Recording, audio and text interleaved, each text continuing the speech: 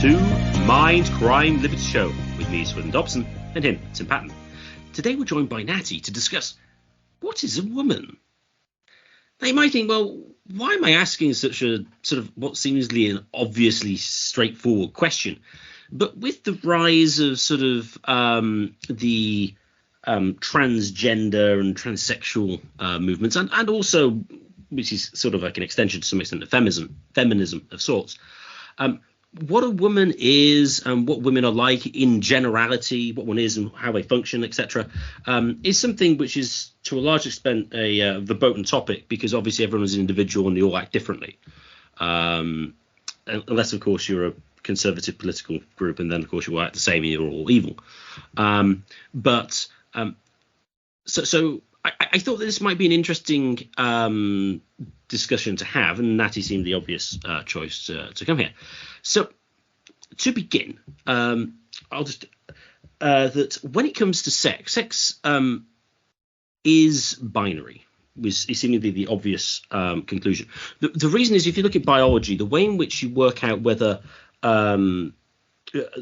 groups or animals are sexual, asexual, or whatever is how they reproduce. And in animals, or especially humans, the only way that is known to reproduce is between small and large gametes. Large gametes are created by females, and small gametes are created by males. If there were more ways of reproducing, which apparently there are with fungi, which apparently have thousands of sexes, then there could be more than two sexes. But it seems clear that there are no known instances of anything other than a large and a small gamete that could reproduce, and therefore, on that basis, there are only two sexes. Now, what then is the cause of the different sexes? Well, you've probably heard of X and Y chromosomes, and that's the typical way. Although what actually activates it is something called the SR. Well, this is from my very layman understanding, is something called the Sry gene, which is normally in the top right-hand side of a Y chromosome, although it can actually appear on a double X chromosome in rare cases. And it's this Y chromosome which then directs the body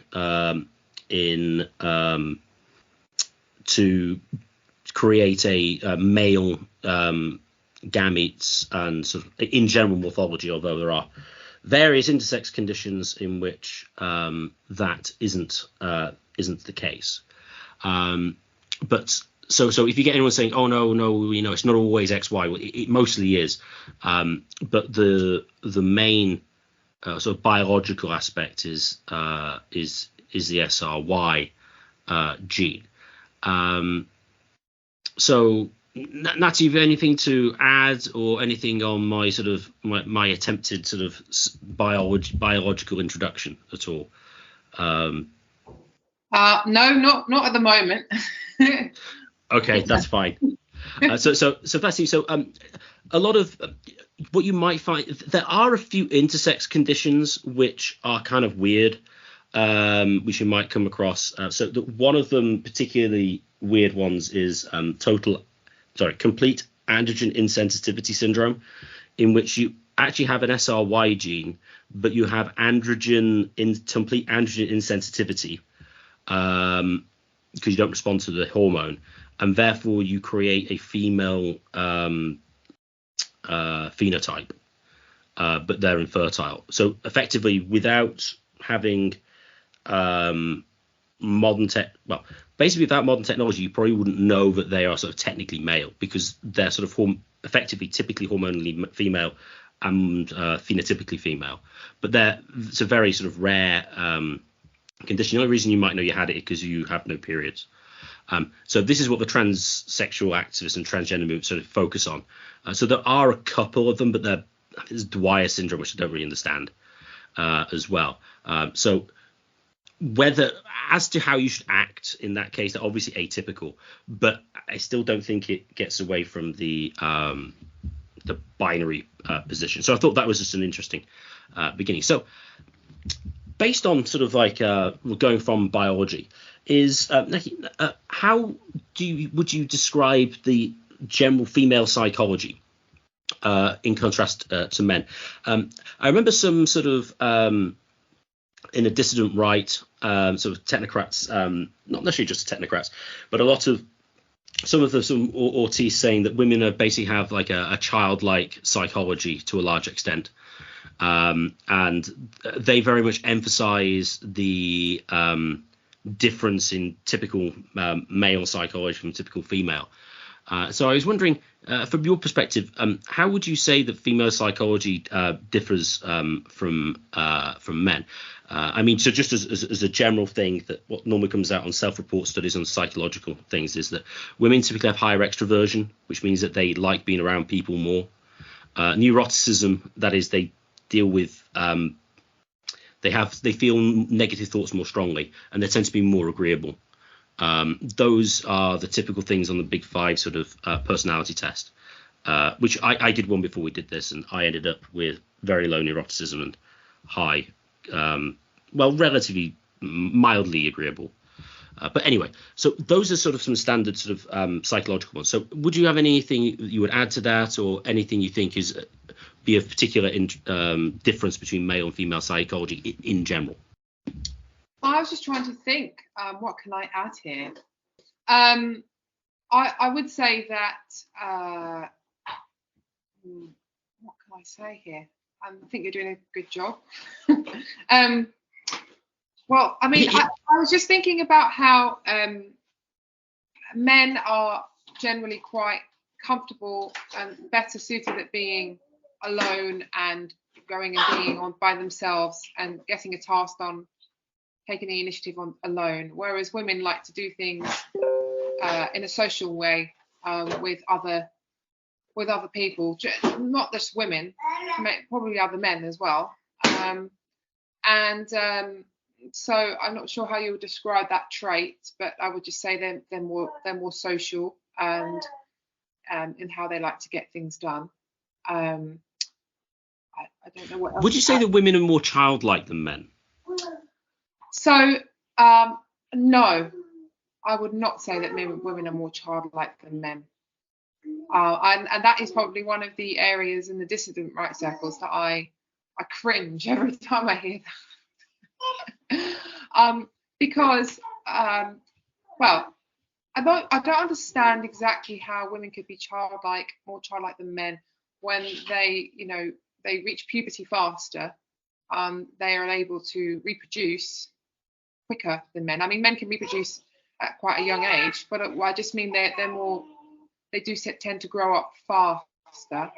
I suppose when a man reaches maybe in his early 20s, then perhaps he's got to the same level as a woman about that age, and then maybe he surpasses her, which I think is probably some of the arguments that people in the dissident right circles would make. But in my experience, and this is just me talking from my experience, I don't believe that they necessarily always do.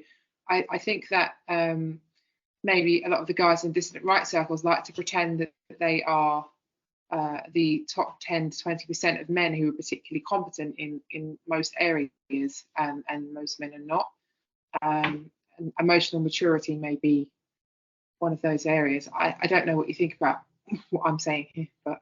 Oh no, I agree, and it is obvious that girls grow up quicker than boys do, and I think the dissident right would be focusing more on maybe over 25 in many cases. I would say if with the childlikeness, I think possibly the argument might be on neuroticism. If I was going to go on sort of the five big five sort of psychological traits, because children are very neurotic in comparison with adults. They do feel negative thoughts strongly, and women typically do that more. So I think that. So I mean, I suppose as well. I think possibly one of the arguments as well might be that because I think Helmut Nyborg argues that women on average have slightly lower IQs than men, but certainly they don't have as extreme of a distribution, and so the fact that they're sort of on average, at the tails, there's far less sort of intellectual types. You might argue that they're more childlike on that basis. I suppose they could do that. But it's something I always thought was slightly odd. Arguments. It's not something I ever really thought was particularly. I think so picking up on what you're saying, I think it's quite a nuanced point, because women can be childlike because they're better at looking after young children than men. Some guys in the men's rights world would probably argue with me about that, but I would say generally they are better suited to looking after younger children than men are, and so they do tend to be able to empathise with the child's strong emotions, like you pointed out. So I think you're right about the neuroticism part for sure, because the point of a young child and the mother being around the young child is that she has to contain the young child, and I guess then the father needs to contain the mother. So that's kind of how I see the family unit, how it's generally organised when it's in the natural order of things. Generally, that is how it is. Although I do think with individuals, when we're not generalising, there are areas that women need to contain men on. And I'm sure you're aware of many people, married people, for example, that you know, where the wife is probably good at pointing certain things out to her husband and able to provide comfort for something he might find difficult. So I think that's where it comes from. And then there's this other meme on the internet that when they say, well, women are children because of the way that women manipulate men, especially in things like family court and when they get romantic rejection, or if they're having a divorce, when there's high conflict, and the woman then does tend to become more, extremely neurotic and more childlike in that way. In a way, I guess she morphs into different states a bit more easier than men. I think men are more rigid in this way. I don't know if you agree with that. You're making noise. Give me that. Sorry. No, that's fine. So that moves on quite nicely to the other section, which is what do you think when it comes to female psychology? Are the pickup artists right? Essentially, when you think it's female psychology and sort of like for men attracting women, what would your position on that be? Yes, they're right. They're right on a very base level, on a level where we're trying to regress and not be civilized. Then they are correct, and I guess it is quite easy these days, which is why, they're right at the moment. To get women to act in a certain way because we all have less standards. The standards are lower, and the expectations in society are not as high as they used to be, because we used to care about morals in a far more in a stronger way, right? So I would say that yes, but with some caveats. Do you think it's reasonable to sort of split women, broadly speaking, into R and K strategists, or do you think that that's very much a broad brushstroke thing and women tend to be fit in there's a lot more sort of scope of difference there than just sort of R or K? For those who may or may not know, R is generally having relatively fewer children and putting a lot of parental investment. And K strategy is basically, from the man's perspective, it's just pump and dump. Have as many children as possible, but don't do anything with them. So obviously, so go on. See, I had thought a lot about this because I've read the R versus K book by Anonymous Conservative. There was some of the sciencey bits I skimmed, but because I'm a woman, I was just joking. And so I thought a lot about it, and I actually kind of undecided exactly what I think in regards to that question, because I think most women are K strategists overall, but clearly we do have a problem with growing, single motherhood, and promiscuous behaviour is more accepted. And also this idea that, sorry, this statistic that was it around 30% of children in a marriage or that they have a different father. So there's this idea that, you know, that alpha fucks, sorry to swear, and beta bucks, where they have sex with an alpha male type, more of a Chad, and then the beta, she marries the beta and pretends that it's the baby, or she cheats on him, one of the two. I think that has been exaggerated in the dissident right red pill circles online, personally. I'm not saying it doesn't happen. I'm not saying that stat isn't somewhat accurate to the macro, but it is used as a kind of, you know, you can't trust women. They're going out there doing this and doing that. And I think the majority of women don't use that strategy. So I guess if I could sort my thoughts out about it, I would say that they change their strategy quite quickly compared to men. I think I've said this already in this conversation. I think men tend to decide what they're going to do and how they're going to be, and they tend to just stay that way. I'm not saying they never change, but generally they're just quite rigid. Whereas women are a bit more, a bit more flexible. So maybe they just can do both quite easily and think no bones about it. I don't know. Do you think that some of the dissident right play up the conniving, deceitful aspect of women? Yes, basically because they don't have a wife or girlfriend. And related then to that, and related to R versus K, if you were going to give any advice to a young man to attract a woman, what would you suggest?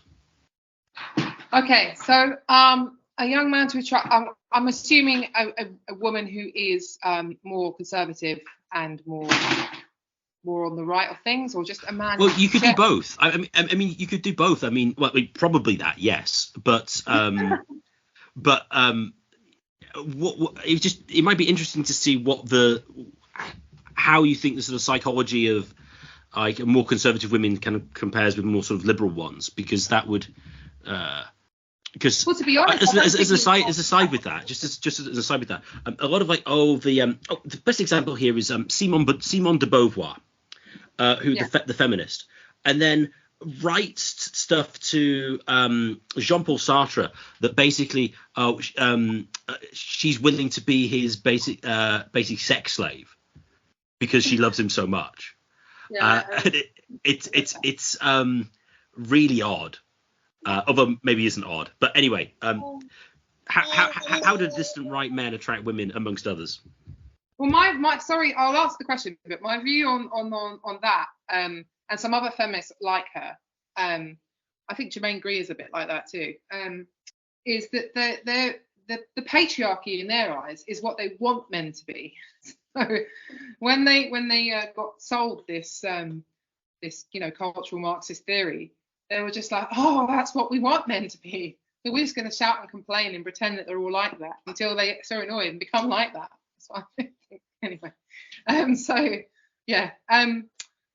so I think that the best advice in terms of finding a wife, a long-term partner, because the pickup artists are right about, if you just want to get laid or whatever, which I don't support necessarily. I try to support K selection, but I would say that a man needs to sort out what he wants in life, what he decide who he's going to be, and become a master in whatever in his particular world that he wants to do that in, and just really solely focus on that, and then every now and then pop his head up, go to some kind of social event, something that is relevant for him, and just be, have some good social skills, but just don't act like you're looking for a girlfriend or a wife. Just be just be you. No, I'm not saying just be you, but what I'm saying is the desperation of I need a girlfriend, I need a wife. When it comes off, women can smell it quite quickly, right? And Yeah, the baby agrees. And so I would say if they can just make sure that they have sorted themselves out in their life and they know what they're doing and they know where they're headed. And when they're looking for a woman, they're looking for a woman who is going to just sign up to whatever it is that he is doing quite quickly. And not saying she doesn't need to have anything that she wants to do, but he's the one in charge, essentially. He's the leader of it, right? He's saying, look, I'm doing this. I want to live in this country. I want to do that.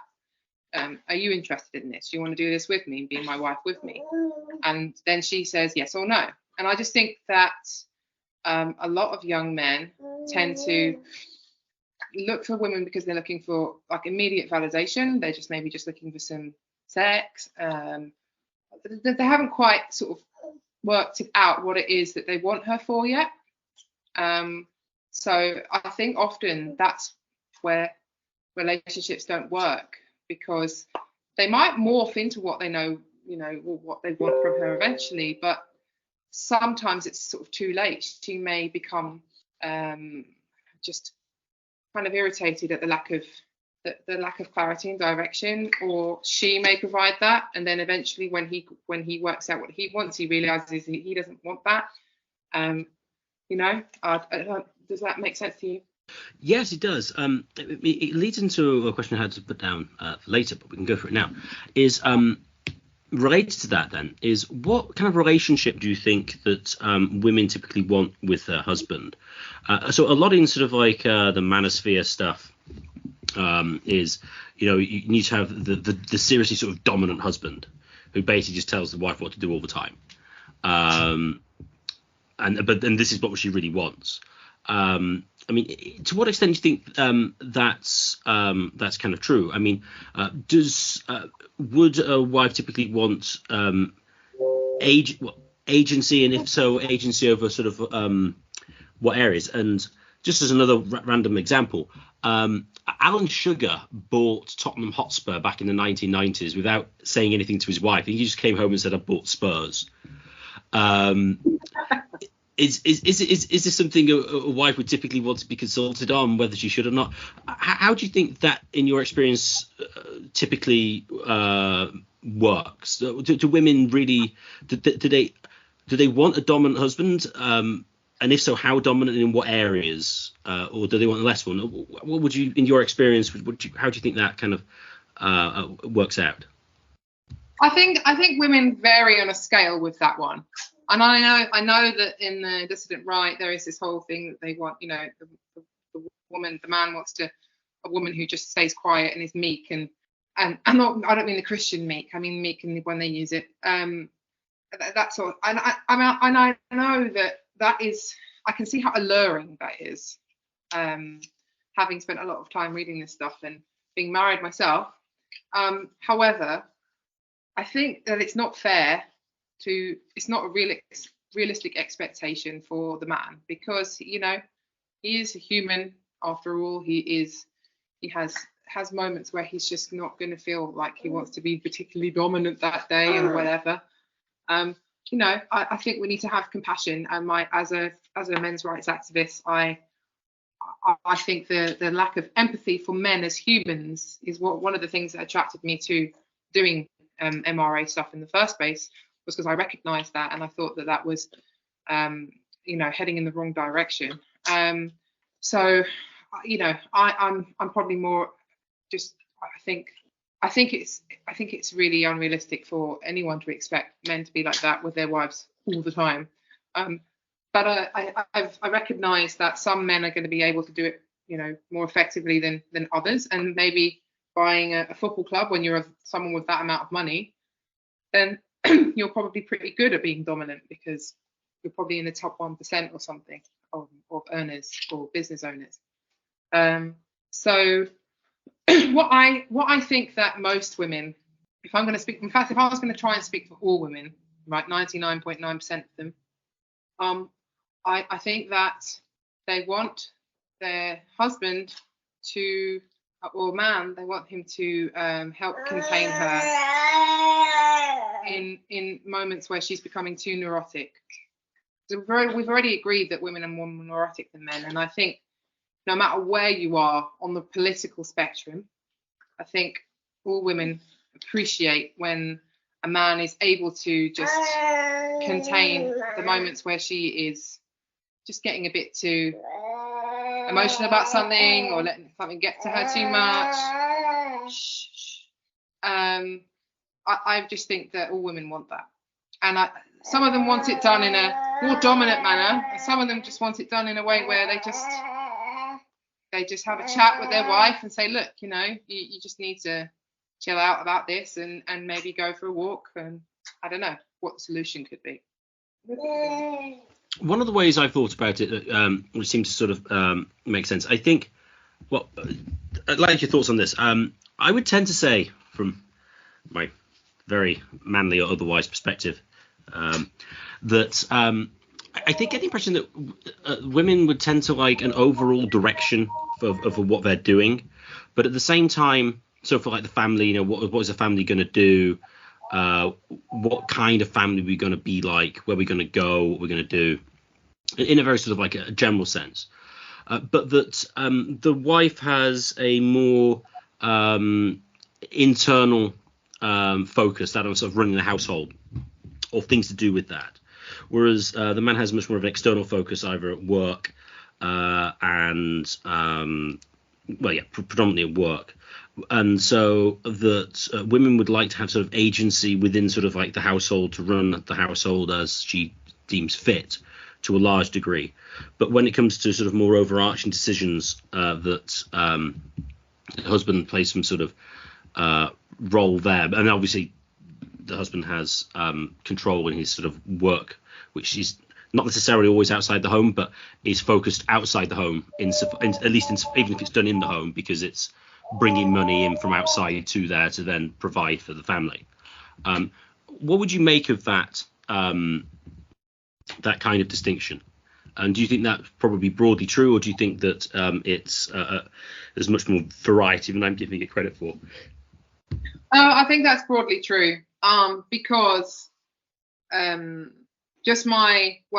think most research shows that, from what I've seen, but also just talking to women who are working, for example, women who are in maybe a higher paid job or a lower paid job who I've met in my life, and all of them just want to be relieved of the burden of having to go to work full time and be a 50% or around that provider. None of them like it. I think they would much be more comfortable having domain over the household and not having to make the decisions about larger things, at least not be the leader on it anyway. They don't want to have any input. I think whenever for example in my life, whenever my husband has thought a lot about something and then come to me and said, right, I've noticed this and I think maybe we should do that, and I'm often, because I'm quite disagreeable for a woman, I'm often like, well, have you looked at this? And have you looked at that? Blah, blah, blah, blah. So when he comes to me and says, well, I've looked at this and I've looked at this and I've looked at this and I've decided this, and I just go, oh, okay then, great. Would you like a cup of tea? And it just shuts me up. So, yeah. Oh, it's interesting you say that. It goes back to the previous psychology, because a lot of people will say that men are more rational than women, and I seem to remember you making a post saying that wasn't true. Why don't you think that's true? Or in what way? Because I would generally think that, although not always the case, it seems that, well, it depends who they are, but is it fair to say that men look at more factors than women, or do you think that's generally untrue? I think that that men tend to do a cost-benefit analysis because they're forced to, right? Because of their position,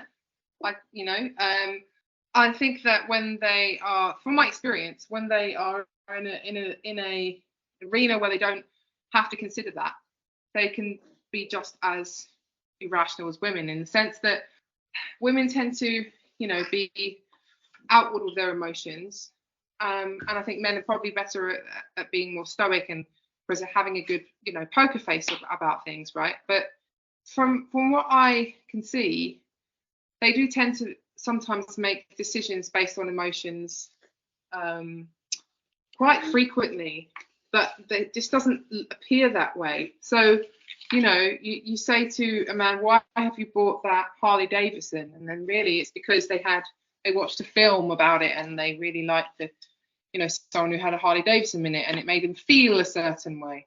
Now, I don't know if that was a particularly rational decision, because they may have put themselves into debt to do that, as an example. But then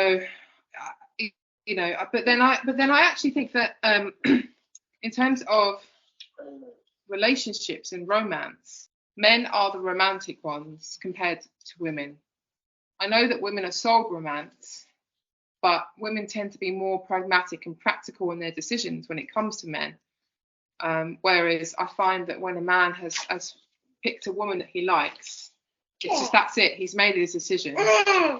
Whereas sometimes with women, I notice that they'll be saying, oh, well, this man's got this particular income and this man's got that, and he's got, they think about these things a lot more than men do. Men tend to be led with their heart when they make these romantic decisions, and you can say that's less rational than women.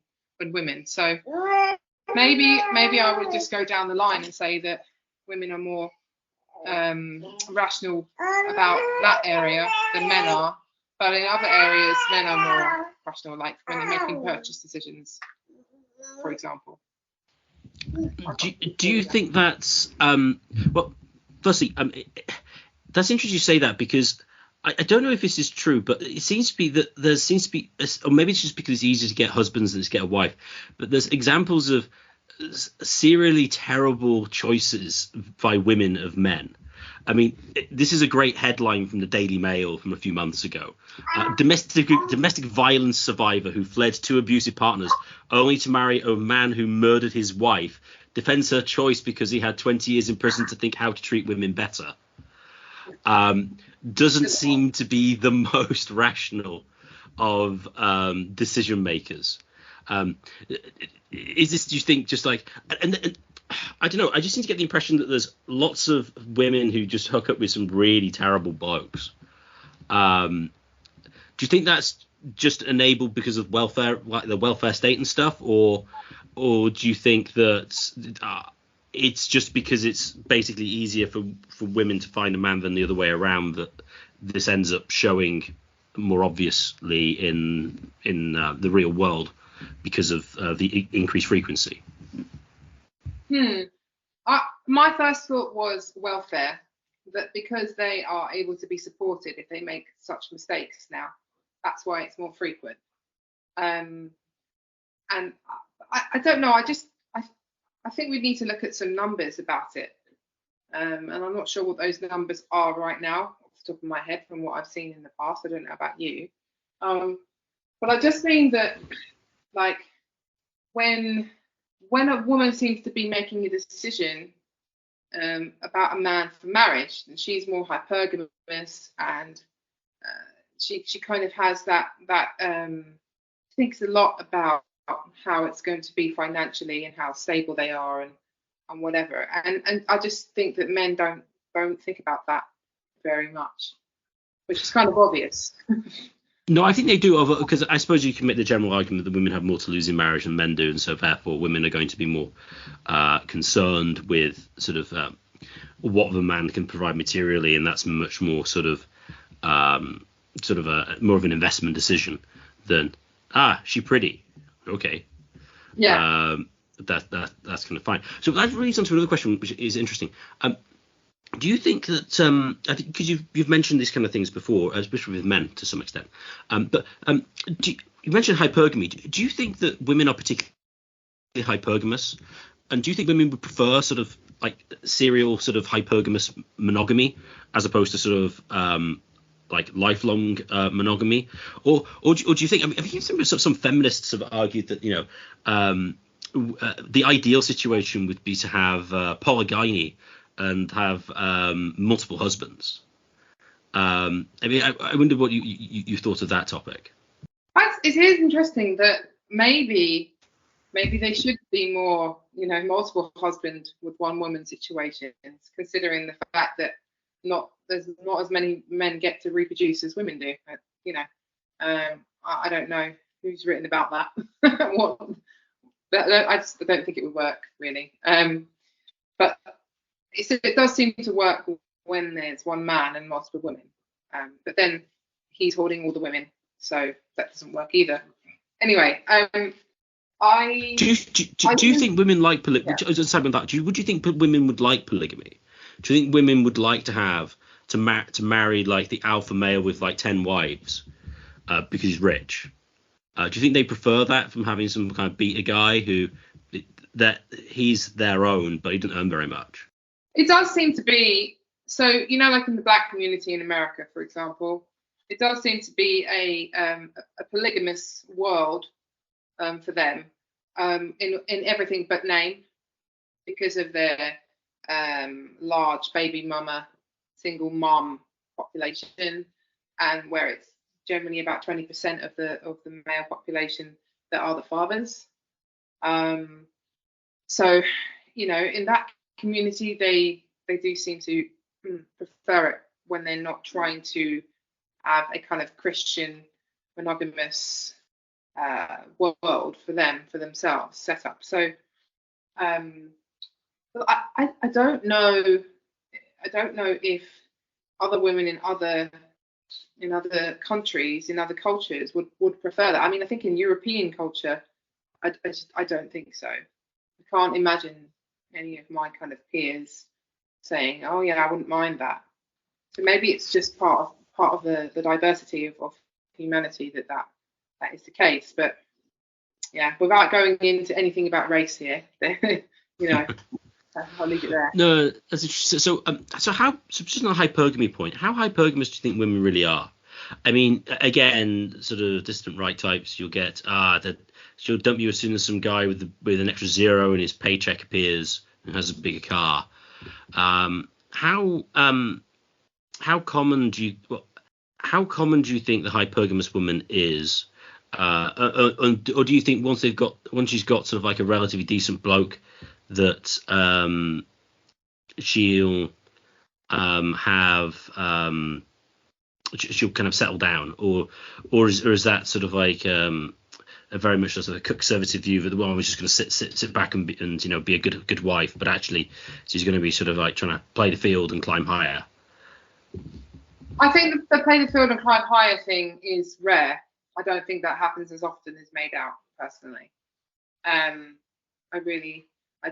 If I was going to estimate what percentage I think it would be, I think it would be less than 10%. I don't think it's that high, just personally. I mean, so recent kind of data from on internet dating and stuff has shown that women are quite hypergamous compared to maybe what people thought in the past.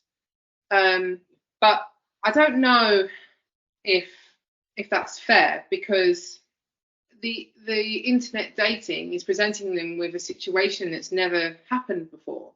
So, I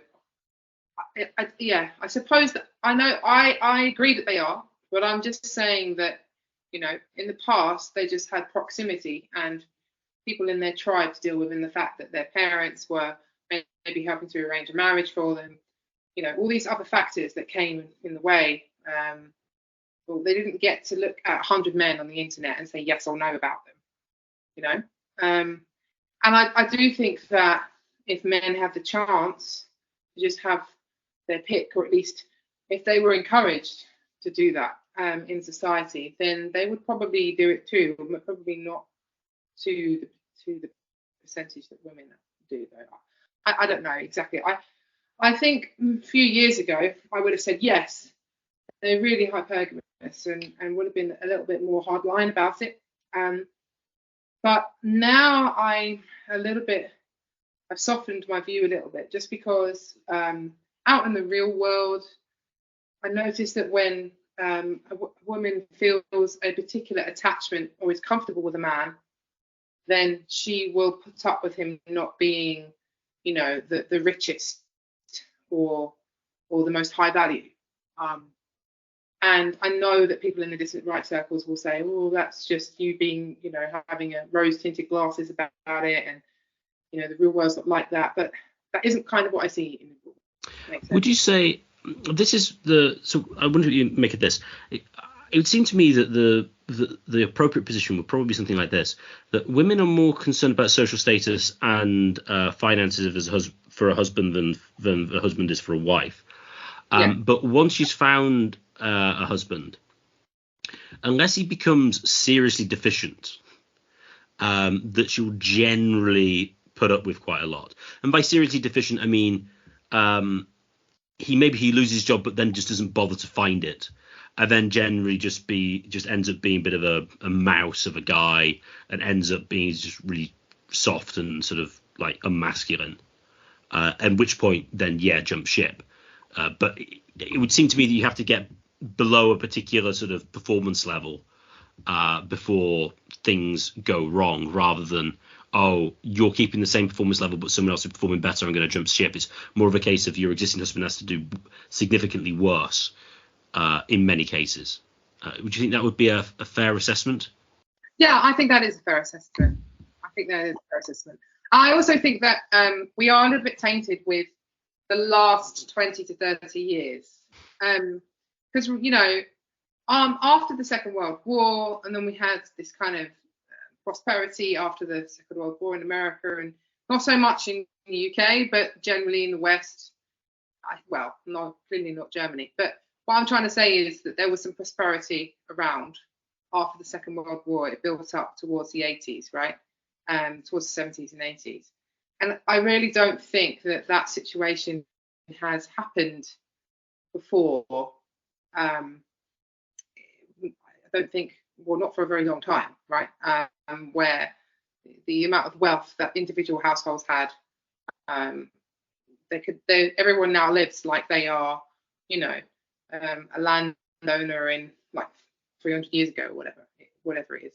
So I think that women in generation from the baby boomers and the Gen X, which is just slightly older than me as a millennial, and to anyone that hates these terms, I'm not saying that these terms are exactly correct, but they are useful when we're talking about what's happened with each generation. So, because sometimes when I've spoken to people about these terms before, they've got their knickers in a twist, because they're just like, oh, don't talk to me about being a boomer or whatever. Anyway, so I would say that we are having the chickens, coming home to roost now, with the baby boomers and the Gen X women who made certain very short-sighted decisions, because we now have the data that says that women who've got divorced, they tend to be they may get a good payout after they get divorced, but they tend to be, the man tends to be better off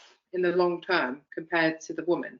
She tends to be, a bit poorer and a bit more depressed years down the line compared to him. I mean, we're not talking about the men that go, the homeless men, and the men that, get on the streets and then they can't see their kids in family court. But there does seem to be some data that says that. So what I'm trying to say is, I think that there was some very short-sighted and irrational decisions made in the last 30 years. And I don't think that is a sign of a trend that's going to keep going.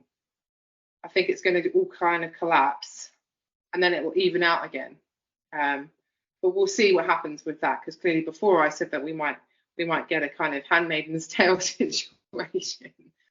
But I just mean that it's not sustainable. Yeah.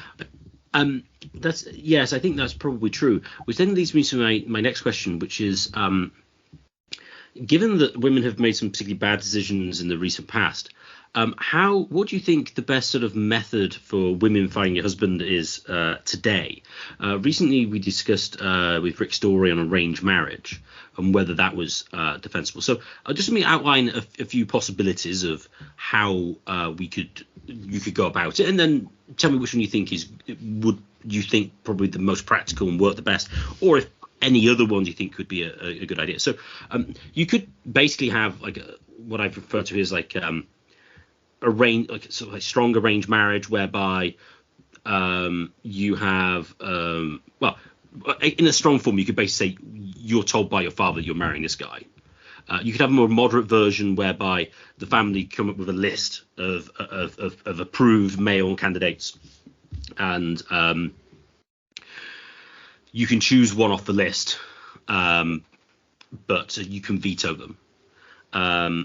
You could have another one which is probably more of a Western position traditionally, which would be the daughter can try to marry whoever she wants, but there's no pre-approved list, but the parents basically just veto it if they think it's a bad choice. You could have one where the parents kind of help the daughter to find a husband, but leave it up to the daughter to decide yay or nay. Or what seems to have been effectively the default position for the last 30 years is just let her do what she wants with no real input. I mean, there are probably gradations in between there. But given those options, what would you think would be, practically speaking, the sort of best option in today's world to help women find better men? Yeah, so I pretty much agree that we should have a semi-arranged marriage system, especially for younger women. For women, I mean, I'm not saying that clearly that it would include men because you'd be getting married to a man, but what I mean is there was a bit more of an urgency and rush for women to get married compared to men. So I think the parents probably would be more lax and wait a little bit longer before they look for a wife for their son.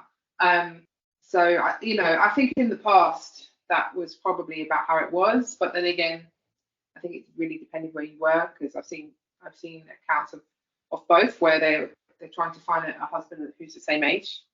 But I think it tends to work when the husband's a little bit older. I don't know how many years, but definitely a little bit older, because like I said before, I think that the young women tend to mature faster than young men do.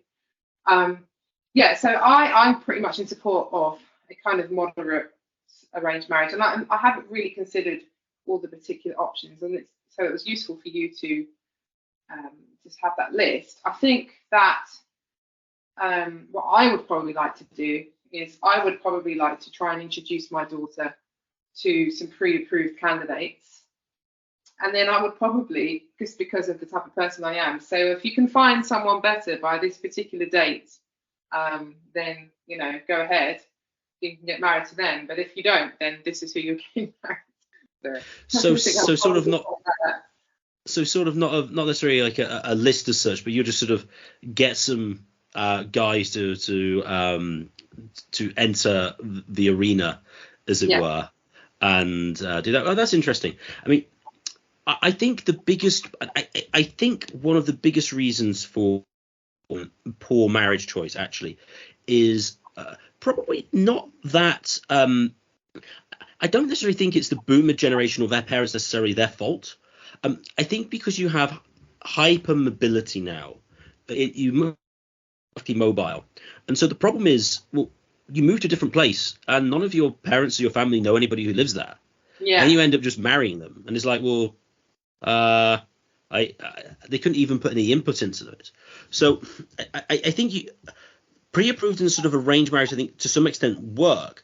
But as Tim mentioned in the episode with Rick, Iran and Saudi Arabia are basically modernizing in respect of their marriage practices.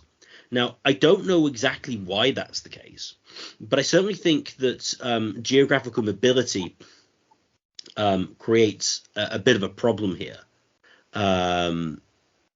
So obviously, I suppose one thing you could say there is, well, what you should do is sort of encourage your children to stay relatively local, which I think there's actually good arguments to do so. Not just for that reason. I mean, just in general. I mean, I live very near my in-laws, and the fact that them being around is really kind of helpful. It'd be even ideal if my parents were here as well. Raising children and stuff is. And in fact, one of the things that has come out of the COVID situation is that me and my husband have both said how semi-relieved we feel that we can't go to another country. I know that sounds ridiculous, but just this idea of jet setting here and traveling there, and then, you know, if you're a young person who's single, then you might meet someone and get married to them. I think that we're beginning to see that actually the benefits of that they're not particularly that great compared to just picking someone in your local area. So I'm very much about localism and trying to get people to, you know, keep their money in their local area and their local ecosystem for sure. And I'll probably dedicate my life trying to encourage that kind of thing, you know. I mean, I have moved from a city to the countryside, and I am a city person. I've never lived in the countryside before, and I very much want at least one of my children to maybe become a farmer, or something like that, where they become part of the local infrastructure, as it were, and they're not just someone that moved to the countryside when they were younger and then they get some kind of corporate job in the nearest town or the nearest city, you know.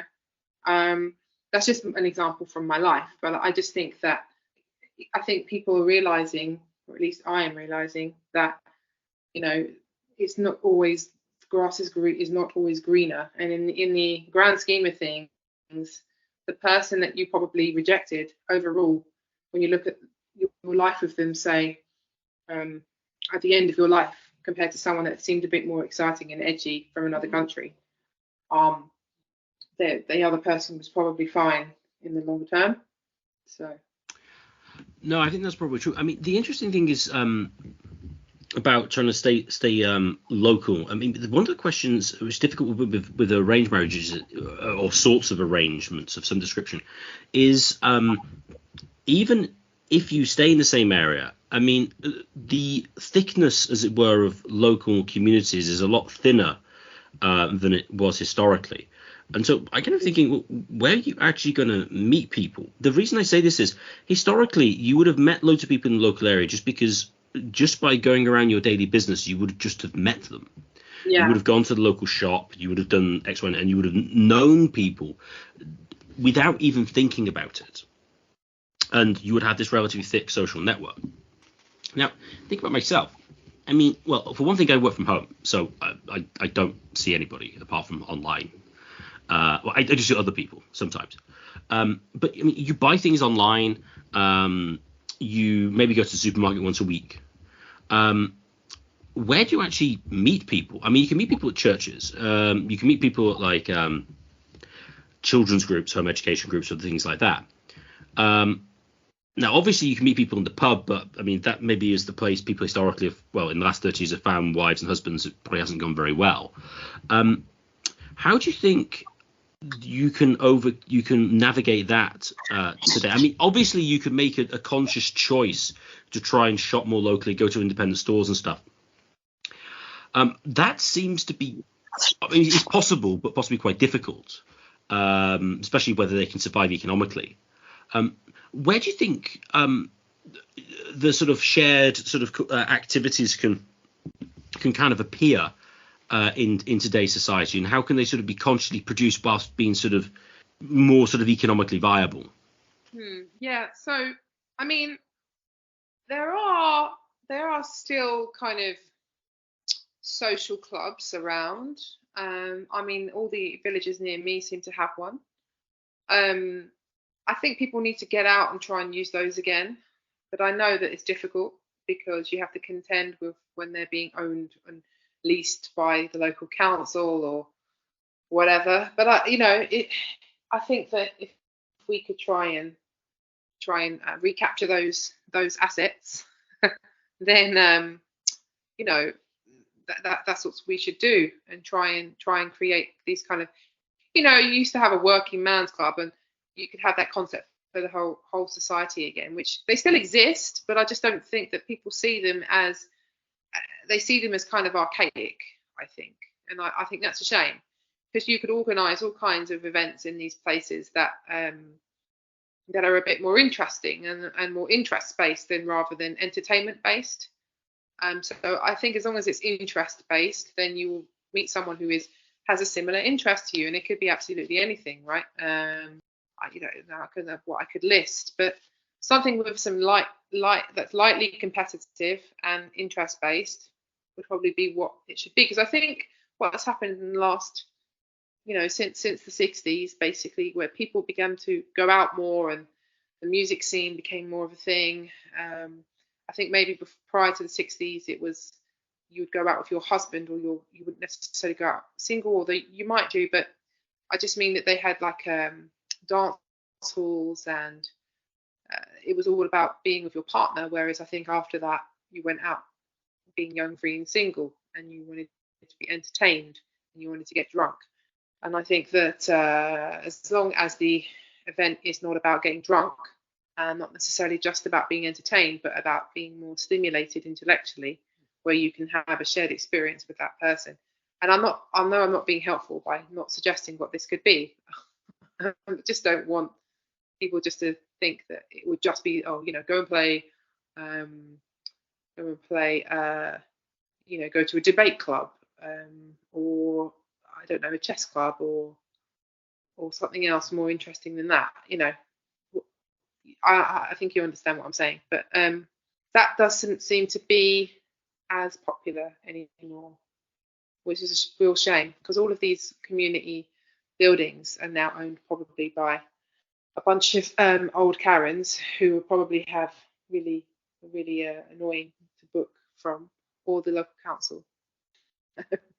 So sorry, I was just saying, I do think that's probably a way of going, and I do think probably is a beneficiary, will benefit from more people working from home, actually, in certain respects. Despite not being able to meet anybody, fewer people in the workspace, the problem with meeting people in the workspace is if you commuted, that they don't live anywhere near you, and nobody else knows them. And I don't know how people got on well people got on with their workmates. Never really got on that well with them. So I mean, your minds may vary with that. So I do think that's the issue. Although, of course, I mean, you do have the problem. You have now a lot of entertainment stuff that you can do inside that you didn't do historically.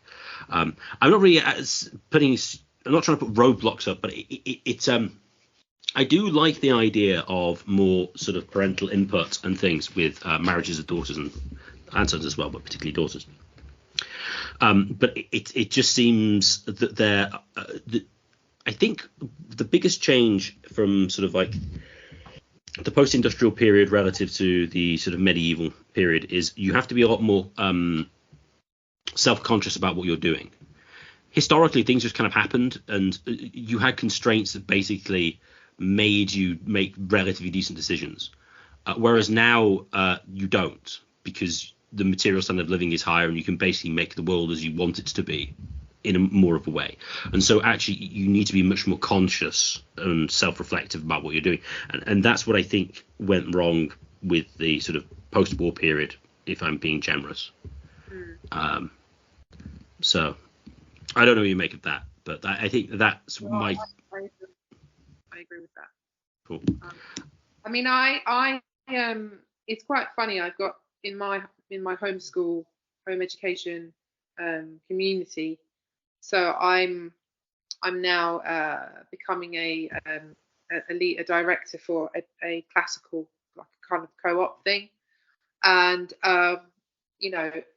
let's just assume that this goes well, and we have about 8 to 10 students, and they're with me from, I don't know, 4 or 5 until they're 16.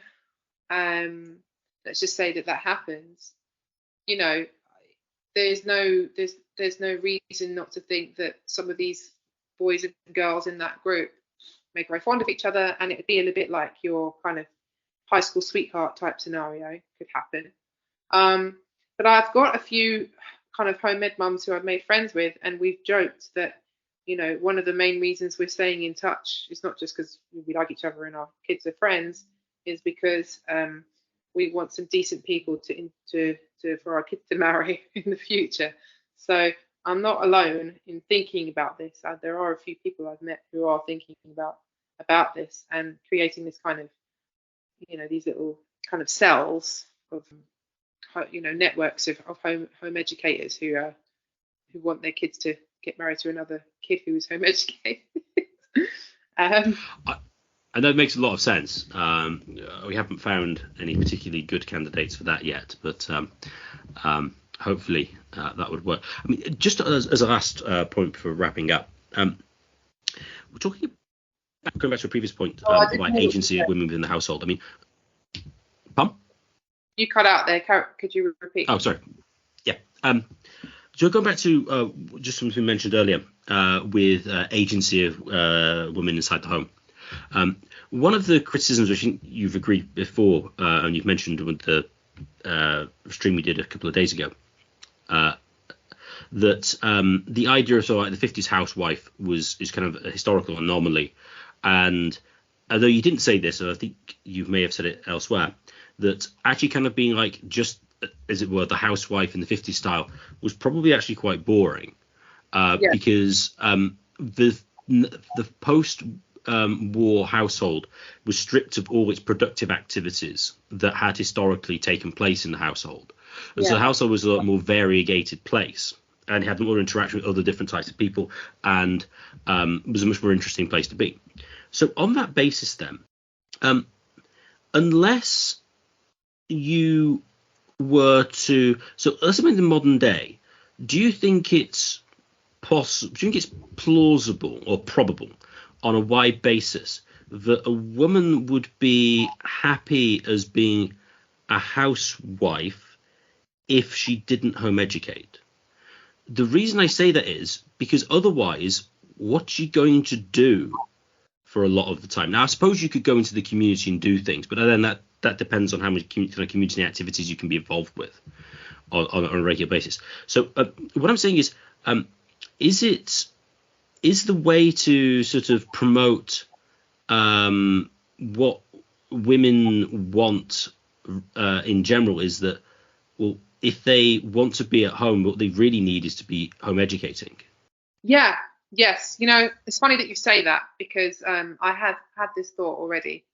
I think that women will thrive. A lot of women will thrive if they're probably thinking, oh, what am I going to be doing? Or it'll be boring, or I won't be stimulated, or whatever. Especially if they have a very high standard of living. I suppose if you're in a area where you're doing up your house and from scratch or something, you could be busy. But most of us already have pretty high standard of living, right? So yes, I would agree with that. I think that it would be an excellent way to encourage, or at least as something to propose to women when they tell you some of their fears they have about staying at home. And I also just think, well, I mean, I think that a lot of people are moving to the country to try and do homesteading and to try and be more self-sufficient again.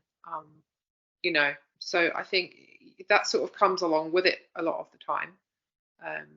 Or then you also have people that are doing that, and then they go, oh, well, actually doing homeschooling probably makes more sense if we're doing that kind of lifestyle, right? So encouraging those two things, I think it would definitely maybe work. Have you got any final comments at all on anything we've discussed so far, or anything that you think ought to be said that hasn't been said? Let me think. No, not. That's absolutely fine. No, I very much enjoyed this discussion. We have hit everything I kind of wanted to do. So I'm very pleased. Just now, I'd like to thank everyone for listening. If you've enjoyed this podcast, please share it with your friends and family, and please subscribe to us on Podbean and on YouTube. The higher we get in the search rankings, and the more people can access this material. And finally, if you have any questions or comments and you'd like to contact the show for any reason, please contact us at mindcrimelibetyshow@gmail.com. That's mindcrimelibetyshow@gmail.com.